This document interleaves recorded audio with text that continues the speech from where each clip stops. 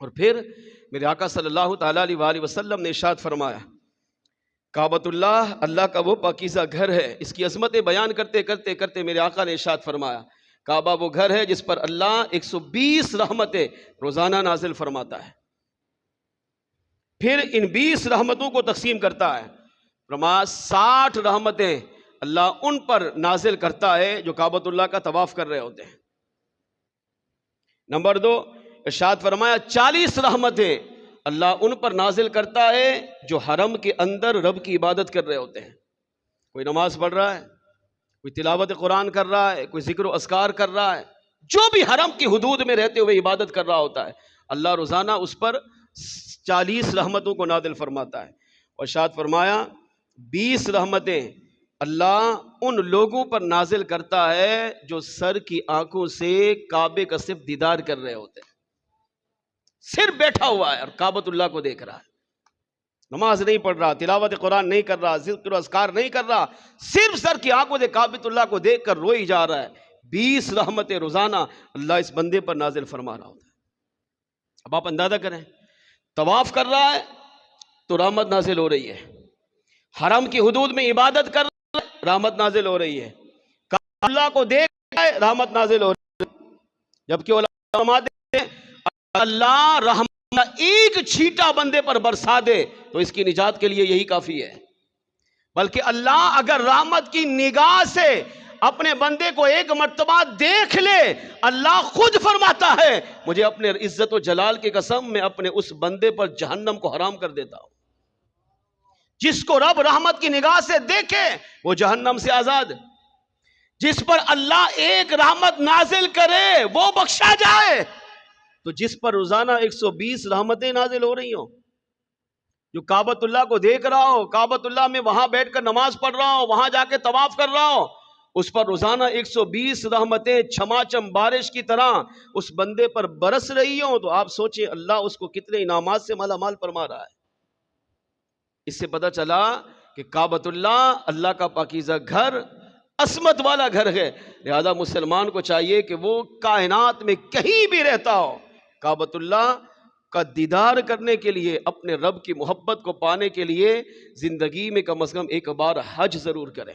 اس سے 2 عقیدے ملے. پہلا عقیدہ، کعبۃ اللہ کی خاصیت کیا؟ مبارکن، برکت والا ہے، اور جو اس کے قریب آتا ہے اس کو بھی بابرکت بنا دیتا ہے. اس سے علماء نے کہا پہلا عقیدہ یہ ملا کہ کعبۃ اللہ ایک دیوار کا گھر، مٹی کا گھر بنا ہوا ہے، مگر اس کعبے کی نسبت اللہ سے ہے، اس کعبے کی نسبت رب سے ہے، اس کعبے کا تعلق رب سے ہے.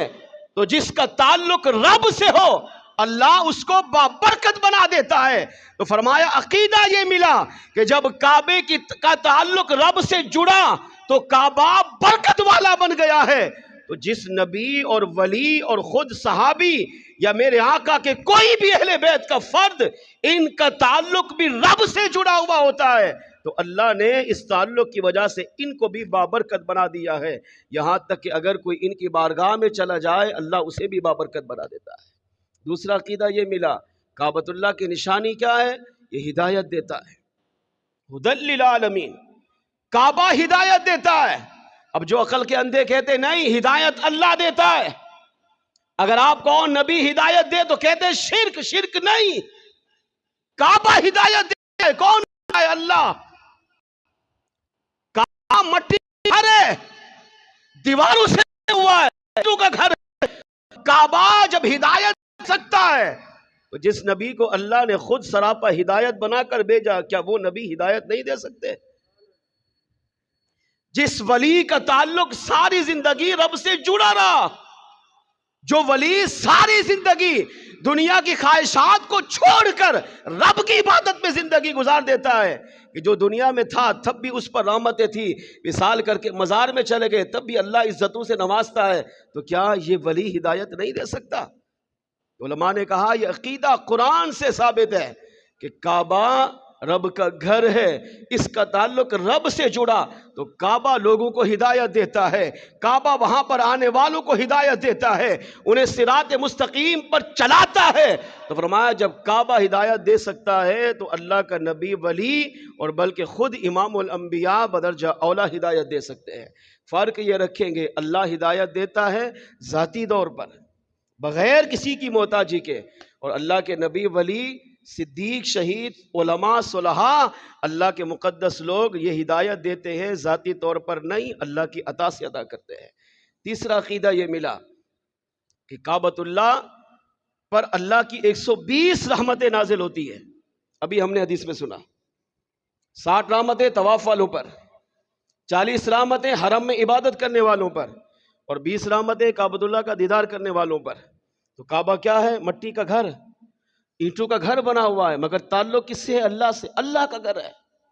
تو کعبے کا تعلق اللہ سے جڑا، تو اللہ اس پر 120 رحمتیں روزانہ نازل فرما رہا ہے۔ فرمایا جب کعبۃ اللہ کا تعلق رب سے جڑا اور کعبے پر 120 رحمتیں نازل ہوتی ہیں، اور کعبہ اتنا سخی ہے کہ جو اس کے بارگاہ میں آتا ہے یہاں پر آ کے نماز پڑھے، روزہ رکھے، تلاوت قرآن کرے، ذکر و اذکار کرے، صدقہ خیرات کرے، جو بھی عبادت کرتا ہے اللہ اس پر اپنی خاص رحمتوں کا نزول فرماتا ہے۔ کعبۃ اللہ اسے بھی رب کے رحمت کے دریا میں ڈبو دیتا ہے، اللہ کی رحمت کا دریا کا پانی اس پہ بہا دیتا ہے۔ تو فرمایا جس کعبے پر 120 رحمتیں نازل ہوں وہ کعبہ مسلمان کے دل کی دھڑکن بن سکے، پھر اپنے نبی کی عظمت کا عالم کیا ہوگا؟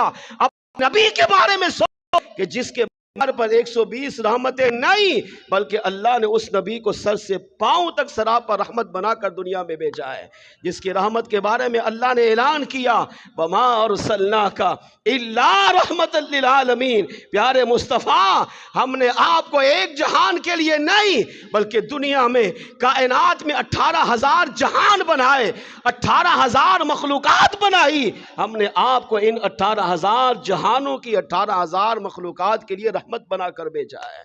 کعبۃ اللہ پر 120 رحمتیں نازل ہوں تو وہاں پر آنے والا رحمت سے محروم نہیں رہتا۔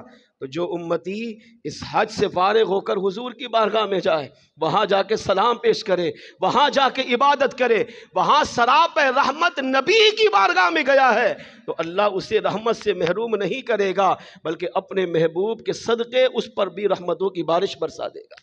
اس سے عقیدہ ملا کہ جب کعبہ آنے والوں کو رحمتوں سے مالا مال کرتا ہے تو جس نبی کو اللہ نے سر سے پاؤں تک رحمت بنا کر بھیجا ہے، جو سراپا رحمت ہے، جو ساری کائنات کے لیے رحمت بن کر آئے گے، جب مسلمان اس نبی کی بارگاہ میں جا کر رحمت کا سوال کرتا ہے میرے آقا اسے بھی محروم نہیں فرماتے ہیں۔